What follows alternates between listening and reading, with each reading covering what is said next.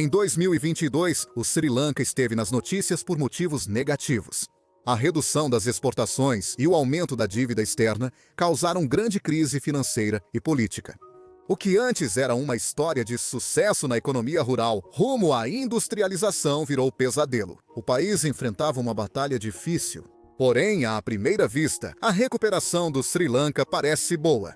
A moeda se fortaleceu e o PIB voltou a crescer. O governo atingiu um pequeno superávit primário, essencial para pagar a dívida em vez de só administrá-la. Eles obtiveram um resgate do Fundo Monetário Internacional para ajudar nas dívidas. E eles conseguiram negociar com investidores estrangeiros para tornar o pagamento de suas dívidas mais viável. Embora o Sri Lanka não seja mais exemplo de sucesso, talvez ainda possa se recuperar.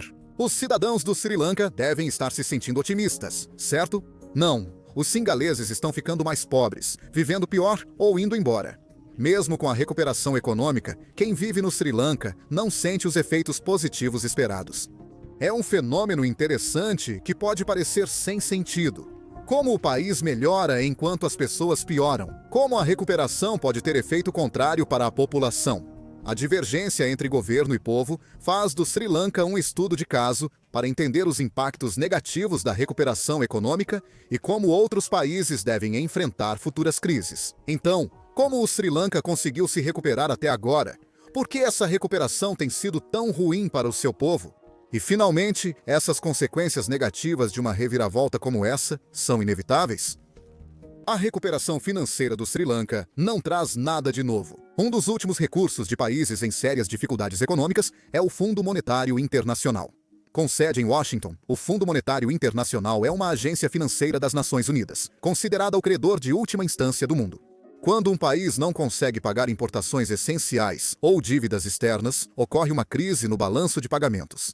O Fundo Monetário Internacional pode usar recursos de seus 190 países membros para fornecer capital de curto prazo e equilibrar o balanço de pagamentos. E como muitos outros países ao longo da história recente, foi exatamente isso que o Sri Lanka fez depois de 2022, negociando um pacote de apoio no valor de 2,9 bilhões de dólares americanos. Mas esse dinheiro exige contrapartidas. O Fundo Monetário Internacional existe para ajudar países em crise, mas também busca reduzir o número de crises. Como órgão internacional, não quer que governos achem que podem gastar de forma irresponsável e recorrer ao Fundo Monetário Internacional se algo der errado. Para evitar problemas futuros de balanço de pagamentos, negociações com o Fundo Monetário Internacional exigem que o país adote reformas econômicas para manter a estabilidade alcançada. O programa do Fundo Monetário Internacional para o Sri Lanka buscou reduzir o grande déficit orçamentário com medidas de austeridade rigorosas. Isso é apenas cortar gastos ou aumentar os impostos, seguindo o princípio básico de um orçamento emergencial. Se a dívida é insustentável, evite gastar além do que tem. É simples. Reduzindo gastos, o governo gasta menos. Aumentando impostos, arrecada mais. No caso do Sri Lanka, foram adotadas 3 medidas. O aumento de impostos, a retirada de subsídios sobre combustíveis e energia e o corte de 6% nos gastos do governo em todos os departamentos. Essas medidas, junto com o aumento do turismo e das remessas pós-lockdowns da Covid-19, funcionaram muito bem. O relatório mais recente do Banco Mundial sobre o desenvolvimento do Sri Lanka apontou um crescimento consistente ao longo de 4 trimestres. A inflação caiu de 70% para dígito único e a moeda valorizou 11%. Em 2023, tiveram um superávit na conta corrente, indicando o crescimento dos ativos externos, algo inédito no Sri Lanka desde 1977. Mas você já sabe agora que os benefícios das medidas de austeridade não estão sendo sentidos por todos. Mesmo com as reformas trazendo mais estabilidade ao Sri Lanka, a população enfrenta condições de vida cada vez piores. A taxa de pobreza dobrou de 2019 a 2023, chegando até a triplicar nas áreas urbanas. No Sri Lanka, 25% das famílias enfrentam insegurança alimentar, com aumento da desnutrição infantil e queda na frequência escolar. Pacientes que precisam pagar pelos medicamentos deixam de tomá-los e muitos profissionais de saúde estão saindo do país. No Sri Lanka, 8% dos médicos já partiram e 15% pediram licença longa. As medidas de austeridade são, no mínimo, uma faca de 2 gumes. Uma das razões pelas quais as medidas de austeridade podem levar a esse tipo de discrepância é porque elas atingem os pobres muito mais do que os ricos. Uma das medidas de austeridade do Sri Lanka foi o aumento do imposto sobre valor agregado, um tipo de imposto sobre o consumo que é aplicado em cada etapa da produção, onde o valor é adicionado ao produto. Exemplo rápido: imagine que há uma fabricante de carros vivendo em um país com um imposto sobre valor agregado de 10%. Quando ela compra as matérias-primas para fazer um carro, digamos que custam $100, ela paga $110 com o imposto sobre valor agregado, e o fornecedor das matérias-primas repassa esses $10 ao governo. Após montar o carro, a fabricante o vende a um centro automotivo por $200 mais 20% de imposto. Como já pagou 10% de imposto nas matérias-primas, pode descontar isso dos 20% da venda e paga ao governo $10. Depois, a montadora vende o carro por $300. Isso dá $330 após o imposto. Ele subtrai os $20 de imposto que a montadora cobrou e também paga $10 ao governo. Diferente do imposto de renda, o imposto sobre valor agregado é igual para todos os consumidores. O Sri Lanka elevou o imposto para 18%, maior nível desde 2006 e mais que o dobro de 3 anos atrás. Para quem tem mais riqueza, o aumento de imposto pode ser incômodo e motivo para economizar mais. Mas, para pessoas nas faixas de menor renda, que precisam gastar grande parte do que ganham em comida e outros itens essenciais, um aumento de imposto pode ser devastador. E, ao mesmo tempo, o outro lado das medidas de austeridade, que é a redução dos gastos do governo, geralmente significa cortar despesas que servem justamente para apoiar a mesma população que está sendo mais afetada pelo aumento dos impostos sobre o consumo. Isso aconteceu quando o Sri Lanka removeu os subsídios sobre combustível e energia. O benefício para a economia é evidente.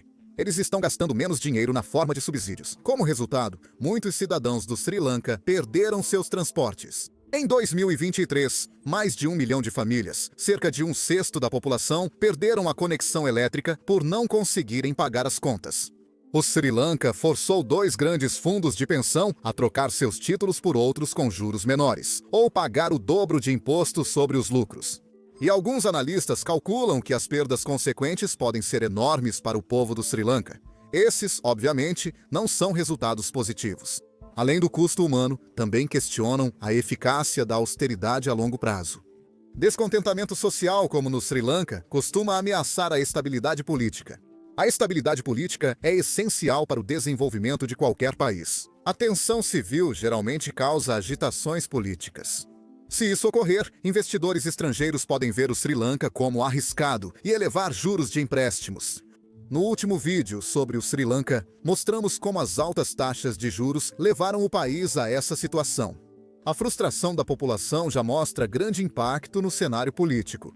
Na eleição mais recente, desde 2022, os eleitores do Sri Lanka elegeram, pela primeira vez, um candidato de um terceiro partido. O novo presidente prometeu renegociar o resgate do Fundo Monetário Internacional em sua campanha. A estabilidade de longo prazo também depende de um mercado de trabalho forte, especialmente para um país como o Sri Lanka, que precisa aumentar as suas exportações. Antes de 2022, o Sri Lanka tinha muitos pontos positivos em relação ao seu mercado de trabalho. A taxa de alfabetização deles era notavelmente alta, e eles tinham muitos profissionais bem educados. Mas com a perda do transporte, combinada com a pobreza e o desemprego, os jovens do Sri Lanka atualmente, as pessoas que formarão a próxima geração da população ativa, estão frequentando a escola em taxas menores do que antes, o que vai afetar as taxas de alfabetização e educação. Isso agrava o êxodo de trabalhadores qualificados e insatisfeitos, com impostos mais altos, mudanças na aposentadoria e desemprego crescente. Mesmo que medidas de austeridade, como no Sri Lanka, ajudem uma economia em crise, isso tem um alto custo. Embora o passado não possa ser mudado, há alternativas melhores para países em crise no futuro? Ou a recuperação econômica às custas da população é inevitável? Após a crise das hipotecas de 2008, os Estados Unidos adotaram uma abordagem sem austeridade. Em vez de só cortar gastos e subir impostos, o governo destinou aos Estados Unidos $475 bilhões do Tesouro, investidores privados e do Federal Reserve para estabilizar o sistema financeiro. Cerca de $46 bilhões foram destinados a programas voltados a ajudar famílias a evitar a execução hipotecária, e cerca de $80 bilhões foram usados para estabilizar a indústria automobilística. O governo criou restituições de impostos para pessoas físicas e reduziu tributos de empresas para incentivar investimentos. A resposta foi oposta à austeridade, com mais gastos públicos e alívio fiscal, e teve efeitos positivos nos Estados Unidos. Os resgates custaram cerca de 635 bilhões de dólares, mas o Tesouro recuperou aproximadamente 744 bilhões. Eles realmente tiveram lucro com os resgates. Em 2012, pesquisa da Universidade de Chicago indicou que economistas concordaram que os resgates ajudaram a reduzir o desemprego. Podemos olhar para Portugal como exemplo de abordagem sem austeridade. Após a grande recessão, Portugal estava em situação parecida com a do Sri Lanka. Com uma alta dívida, o governo tomou empréstimo de 116 bilhões, um terço do Fundo Monetário Internacional, sob acordo de austeridade. Reduziu pensões, congelou salários, privatizou empresas públicas, aumentou impostos e cortou benefícios de desemprego. Diferente do Sri Lanka, as medidas não funcionaram em Portugal, levando o governo a tentar outro método.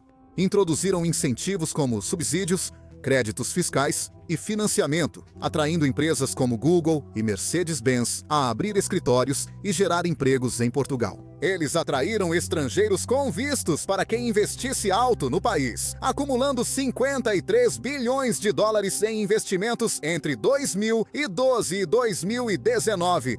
Se você tem muitas dívidas, seguir a austeridade, gastar menos do que ganha é importante, mas orçamentos do governo diferem dos pessoais.